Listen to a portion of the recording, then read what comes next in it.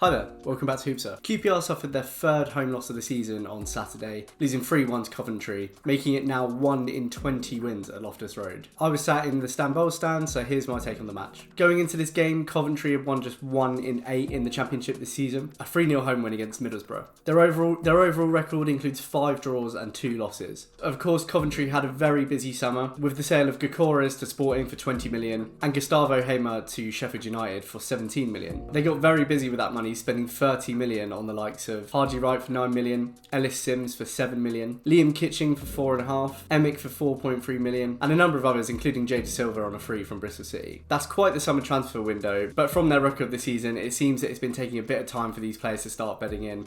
I know they didn't replace any of the 5 loanees they had last season either, including Callum Doyle, so quite a lot of change for Mark Robbins to get used to. Obviously last season Coventry lost in the playoff final to Luton, losing on penalties, and we've seen in the past what effect that can have on teams, obviously with the likes of Barnsley and Huddersfield making the playoff final, and then really suffering in the following seasons. So who better to play to fire up your form this season than QPR with 1 win in nearly 12 months? Of course, QPR's last result was the 0-0 away draw at Birmingham. Not an entirely bad result given the 2 successive home defeats, but still looking pretty toothless up front. For this match, Ainsworth made 1 change, dropping Sinclair to the bench, going for 1 up top with Dykes, and bringing in Chris Willock in midfield. The first half got off to an excellent start with Morgan Fox going down with injury 15 seconds into the match, and then being subbed for Clark Salter 2 minutes later. This first half was pretty poor in quality from both sides. There was very few meaningful chances, to be honest. As usual, we were struggling to push out of our half. Chair was having to drop it very deep to get onto the ball, but didn't have any support around him to move the ball on. Unfortunately, playing a formation with 3 in midfield of Samfield, Dazelle and Willock, the latter 2 who were seemingly floating and playing in positions that I've never seen a midfielder playing before, it's hard to move the ball on. We really just don't have a ball carrier in this team, and this was felt really strongly in that first half. Coventry weren't great themselves. I could see why they were winless in 8. Not much initiative, not much spark in that midfield either. So we were kind of countering each other out, to be honest. They had a couple of wayward efforts, one from Sims. That was offside, not called by the lino. Starting off probably one of the worst performances I've seen from a linesman in probably the entire time I've been going to football. The ref was letting a lot of fouls go as well. Chair was getting fouled often, so was Willock,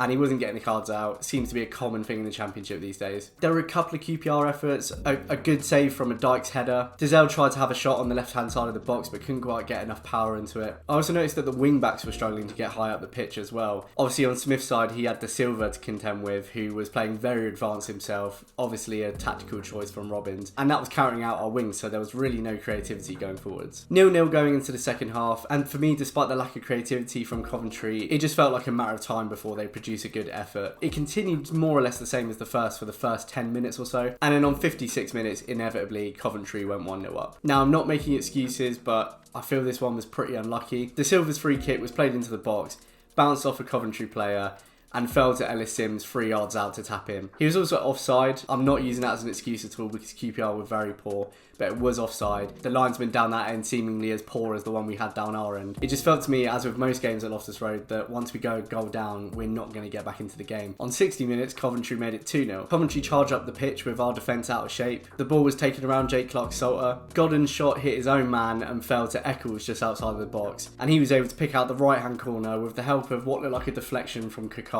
who was lunging for the ball. And if it wasn't over at 1-0, it was now. I mean, there's no excuses on this one. The defending was so poor. We were completely out of shape, and it's just these lapses in concentration that we're going to get punished on time and time again. You can see from the way that people are lunging into challenges and trying to make last-minute blocks, that means the team is not in shape. And as expected, at 2-0, this is when Ainsworth decides to make his change. Now, the substitution was Chris Willock off for Sinclair, and I do understand it, but I don't understand it. Willock was floating, and I really don't know where he was playing, and he really struggled to do anything meaningful until just before he came off. When he finally turned the ball into some space, probably the first time I've seen a flash of the old Willock in 12 months. I'm not saying that warrants to keep him on the pitch, but in one of few home starts for him in a long time, he was off the pitch. I can understand it because he wasn't pressing, he looked a little bit half-assed, and I can totally see why Ainsworth hasn't been picking him, to be honest. But the timing of that change felt a little bit weird. With Sinclair now on, we started to try and put some pressure on Coventry, but it all just felt very disjointed and like there's not much chemistry between these QPR players, particularly Smith and Kakai. There were a few moments where Kakai would bring the ball up the pitch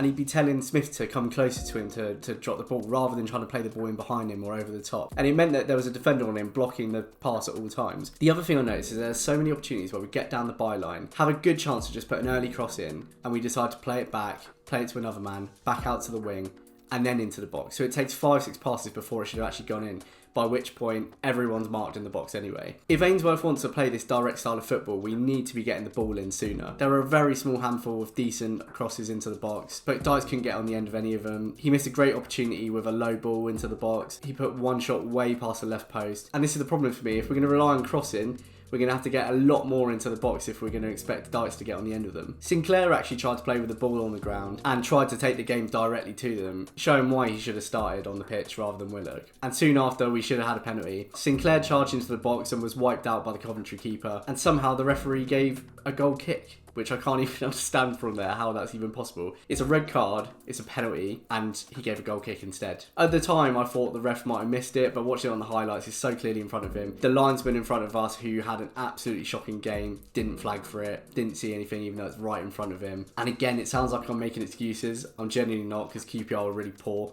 but the game could have been a lot different at 2-0 with a penalty than the way it finished. From this point, the ref lost complete control of the game. He was blowing up for everything. As soon as he finally yellow carded a Coventry player, he had to level the playing field and book Smith 2 minutes later. And then on 68 minutes, Coventry inevitably cut us open again, and Jamie Allen's cross was tucked away by Sims to make it 3-0. QPR pulled one back on 90 minutes when Sinclair did something that we hadn't seen for the entire match, which is play a nice little 1-2 with Smith, charge into the box, cut it back for Powell to finish, and become our top scorer of the season. Really epitomises the problems at QPR right now when your left back is your top scorer of the season. Now, I've said it in many videos, but I really think Ainsworth is tactically inept. The 5-3-2 isn't working. We were completely nullified by Robbins. We're light in midfield. We have no ball carrier. The quality of service into our strikers is so poor for someone that wants to play this kind of football. That's now 7 points out of a possible 60 at home for QPR. I can't see where the end is in sight for this dreadful home form. We cannot play the way we play away at home. He's going to have to find a new formation, something more attacking, something to take the game to the away team. Leeds away next on Wednesday. Jack Colback is back, so I imagine he'll be slotted into that midfield role for Willock. And then Blackburn at home next Saturday. I sound like a broken record, but something has to change fast. Anyway,